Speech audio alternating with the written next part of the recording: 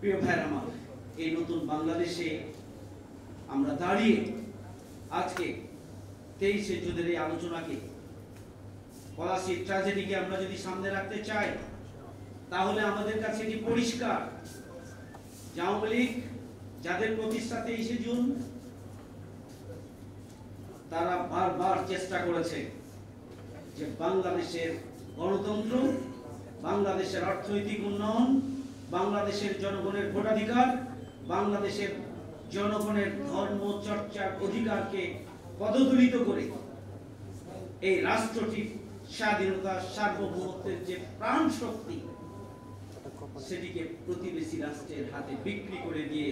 করদ রাজ্যের প্রধান হিসাবে হলেও বাংলাদেশকে আমৃত্যু নিজেদের তত্ত্বাবধানে রাখার যে চক্রান্ত ষড়যন্ত্র করেছে, সেই চক্রান্ত ষড়যন্ত্র তাদের নস্যাৎ হয়ে গিয়েছে 2024 সালের 5ই অগাস্টের গণ অভ্যুত্থানের মধ্য দিয়ে। আওয়ামী লীগ বারবার সেটি চেষ্টা করেছে। আওয়ামী লীগ যতবার ক্ষমতায় এসেছে ততবারই প্রতিবেশী রাষ্ট্রকে খুশি করার জন্য প্রয়োজন হলে আমাদের রাষ্ট্রটিকে বিক্রি করে দিবে, প্রয়োজন হলে রাষ্ট্রের সবটুকু দিয়ে দিবে, প্রয়োজন হলে তারা ভূখণ্ডের একটা অংশ দিয়ে দেবে, প্রয়োজন হলে গ্যাস থেকে শুরু করে আমাদের সব সম্পদ দিয়ে দিবে, সমুদ্র দিয়ে দিবে, কিন্তু তাদের ক্ষমতায় থাকার চায়। আজকে এই বাংলাদেশে এসে আমাদেরকে সজাগ এবং সচেতন থাকতে হবে। এক, যারা রাষ্ট্রের শক্তিতে জনগণ যাদেরকে ক্ষমতায় নিয়ে আসে, যদি ক্ষমতার মূল জায়গা থেকে চক্রান্ত এবং ষড়যন্ত্র হয় ক্ষমতাকে দীর্ঘায়িত করার জন্য, সেই চক্রান্ত এবং ষড়যন্ত্রের ব্যাপারে সব সময় আমাদেরকে সজাগ এবং সচেতন থাকতে হবে। দুই, আমাদের কখনো কখনো কোন রাষ্ট্রপ্রধান, সরকার প্রধান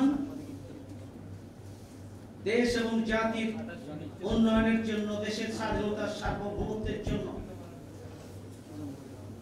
দেশকে এগিয়ে নেওয়ার জন্য যখন প্রচেষ্টা চালান, তখন সেই সরকারের সাথে লেগে থাকা কাছের লোকগুলোর মাধ্যমেই, কাছের কর্মকর্তাদের মাধ্যমে, নেতৃত্বের মাধ্যমেই পলাশীর বিপর্যয় ঘটেছিল। সুতরাং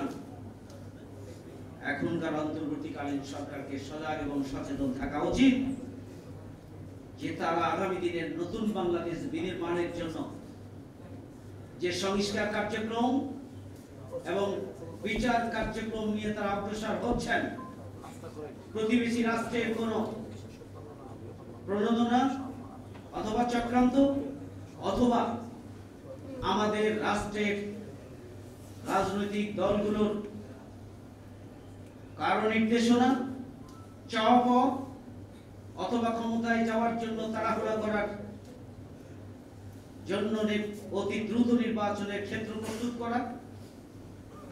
অথবা ফ্যাসিবাদের দোসর যারা আমাদের প্রশাসন সর্বস্তরে যারা বসে আছে, তাদের কোন চক্রান্তের কারণে বর্তমান অন্তর্বর্তীকালীন সরকারের যে সংস্কার এবং বিচারের পরে ঘোষিত সময়ের মধ্যে নির্বাচনের যে রোড ম্যাপ তিনি ঘোষণা করেছেন, ডেট ফ্রেম তিনি দিয়েছেন,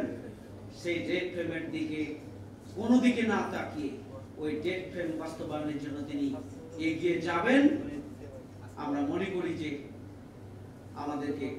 আজকের আলোচনা সভা থেকে সেই শিক্ষাটি অন্তর্বর্তীকালীন সরকারকে নেওয়া উচিত এবং আগামী